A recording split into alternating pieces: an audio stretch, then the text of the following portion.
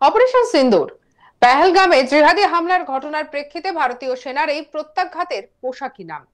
এই অপারেশনের পর বুধবার রাত থেকে পুঞ্চ সহ নিয়ন্ত্রণ রেখায় থাকা জম্মু এবং কাশ্মীরের একাধিক শহরে ক্রমাগত শেলিং করতে শুরু করে পাকিস্তান। সঙ্গে চলে আগ্নেয়াস্ত্র, যার ফলে নিয়ন্ত্রণ রেখায় থাকা পুঞ্চে জানে শেষ হয়েছেন প্রায় 13 জন ভারতীয় নাগরিক, জখম হয়েছেন 59 জন, যার মধ্যে 44 জন শুধুমাত্র পুঞ্চের বাসিন্দা। এই পুঞ্চেই রয়েছে একটি হনুমান মন্দির, আর তার সামনে রয়েছে একটি পিপুল গাছ।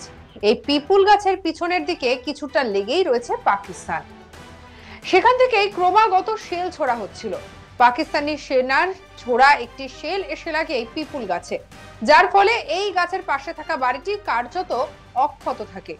এই গাছটি যদি না থাকতো তাহলে বাড়িটিতে গিয়ে পড়তো শেলটি, আর যার ফলে আরো অনেক বেশি পরিমাণে প্রাণহানি হতো। এই পিপুল গাছের সামনেই রয়েছে একটি হনুমান মন্দির। সেই হনুমান মন্দিরের চূড়োয় শেলের আঘাতের চিহ্ন স্পষ্ট রয়েছে। চলুন দেখে নিই আমাদের আজ তাকের প্রতিনিধি আশুতোষ মিশ্রা কি তুলে ধরেছে তার রিপোর্টে। पाकिस्तान की बौखला दे रही थी, वो गोलीबारी कर रहा था। यह एक ऐसी तस्वीर थी जिसने एक चमत्कार जिसे कहते हैं, यहाँ मारे जाने वालों की संख्या 1 दर्जन से ज्यादा है, वो संख्या बहुत ज्यादा बढ़ सकती थी। दरअसल मेरे ठीक पीछे कुछ मीटर की दूरी पर जहां पाकिस्तान की सीमा शुरू होती है, वहां से गोले, दरअसल इस दिशा से गोले आ रहे थे और पुंछ शहर पर गिर रहे थे।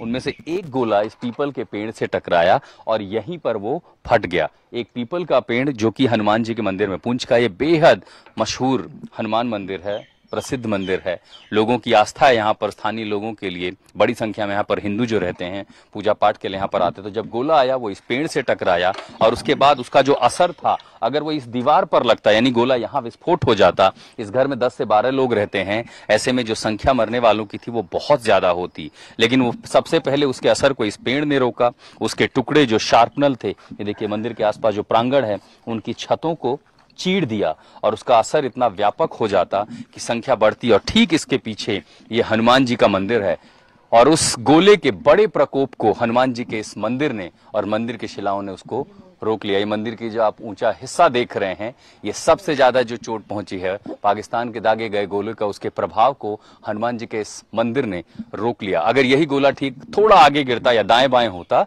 तो स्थानीय लोगों की जो संख्या है वो बहुत ज्यादा होती जो मारे जाते। জানা গিয়েছে জম্মু কাশ্মীরের পুঞ্চ এবং তাংধার অঞ্চলে গুলি বৃষ্টি করেছে পাকিস্তান। শেল নিক্ষেপ করা হয়েছে এলওসিতে। পাক গোলাগুলিতে জম্মু কাশ্মীরের সীমান্তবর্তী এলাকায় একাধিক বাড়ি ক্ষতিগ্রস্ত হয়েছে। এ বিষয়ে আমরা কথা বলেছিলাম ডিফেন্স বিশেষজ্ঞ আর কে শ্রীবাস্তবের সঙ্গে। কি বলেছেন শোনাবো। পাকিস্তান আর্মিকে আজকে আপনার মারফতে আমি পাকিস্তান আর্মিকে বলছি কি এদের ছাড়ো না, চলে আসো, যুদ্ধটা করো। 1970 তোমরা যুদ্ধ করলে, এখন যুদ্ধ করো, আমরা প্রস্তুত আছি। আমাদের যা সোলজার আছে, আমাদের যে ট্রেনিং হয়েছে, আমাদের যে মাইন্ডসেট আছে, আমরা একটা কনভেনশনাল যুদ্ধ দেখতে চাই।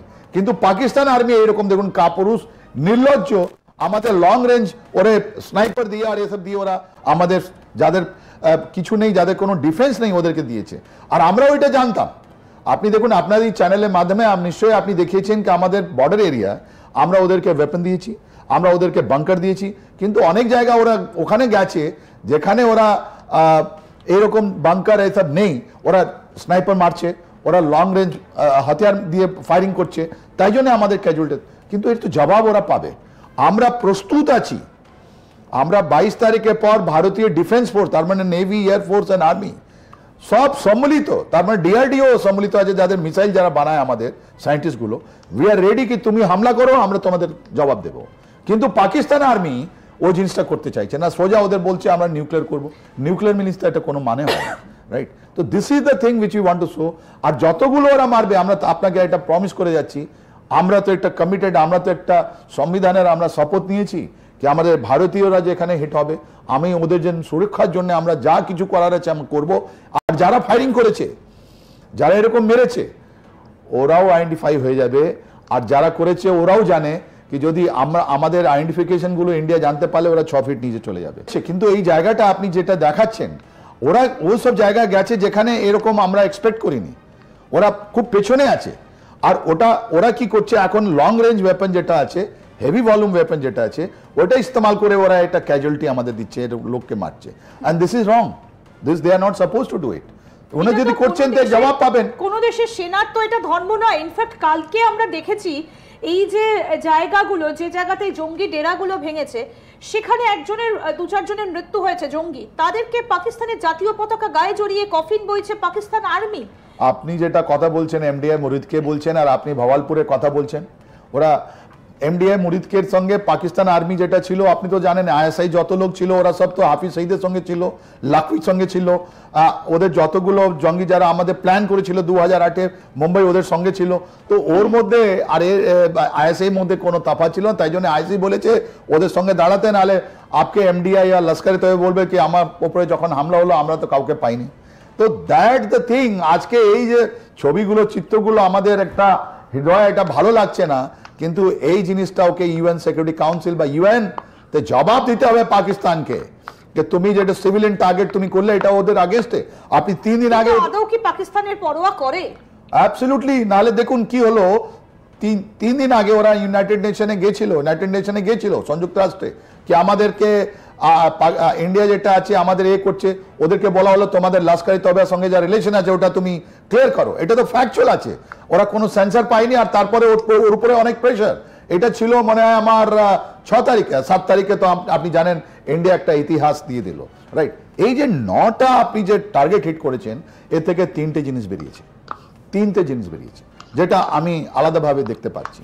প্রথমটা জিনিস আছে, আমাদের যে লোক আছেন, আমাদের যে সাধারণ মানুষ যারা রাস্তায় আছেন, হয়তো ওরা একটা রুটির জন্য ওরা সংঘর্ষ করছেন পুরো দিন, কি বিকেলবেলা আমি খেতে পারবো কিনা, কিন্তু ওদের সঙ্গে যদি আপনি কথা বলেন, যার মধ্যে আমাদের মজদুর ভাই বোন আছেন, আমাদের পরিবারের লোক আছেন যারা দিনভর চাকরি করছেন বা দিন মজদুরি করছেন, ওরা বলছে অনেক ভালো হয়েছে।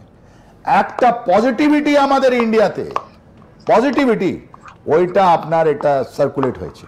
That is point 1। এভরিবডি সে এটা ইউনাইট করে দিয়েছে আমাদের দেশকে, একটা ইউনাইট করে দিয়েছে। আপনি যে কোনো যান, আপনি হয়তো সুন্দরবনে যাবেন বা আপনি কাশ্মীরে কোনো জায়গায় যান বা সাউথের দিকে আপনি যদি যান, আমাদের তামিলনাড়ু বা কেরালায় কোনো প্লেসে গেলে আপনি সাধারণ মানুষ হয়তো সংঘর্ষ করছে, বলছে অনেক ভালো হয়েছে। এটা এই যে পজিটিভিটি আছে, ওরা চাইছে এই ন্যারেটিভ সঙ্গে দাঁড়াতে। তো দিস ইজ পয়েন্ট 1। পয়েন্ট 2, মনে আছে আমরা আর আপনি যখন লাইনে দাঁড়াচ্ছিলাম, আরে ভাই লাইন জলদি জলদি কর, কেন লেট করছিস, আমাদের একটা সাধারণ এটা হচ্ছিল, আমাদের কাছে পেশেন্স ছিল না, আমাদের অপেক্ষা করার এটা শেষ হয়ে গেছিল, আমরা বলেছিলাম কি কোনো জিনিস তাড়াতাড়ি করো। এই যে 13 দিন এরা ইন্ডিয়া ওয়েট করলো, অনেকগুলো কথা ওরকমই তো কথা হলো, কণ্ঠস্বরে ওইটাই তো জিনিস উঠলো, আরে ভাই তুমি কি করবে, ইন্ডিয়া কিছু করতে পারবে না। আমাদের পাশে আসে লোক ওরা বলছিল কি ভাইয়া এটা কিছু করতে পারবে না, কিন্তু কি হলো 13 দিনের পর যখন স্ট্রাইক হলো, আজকে আমাদের একটা আলাদা একটা লেসন আমরা শিখতে পেরেছি, ওয়েট করো। সঙ্গে রাখুন আজ তাক বাংলার ইউটিউব চ্যানেলকে। আরো অন্যান্য খবরের জন্য লাইক, কমেন্ট, শেয়ার, সাবস্ক্রাইব করতে ভুলবেন না।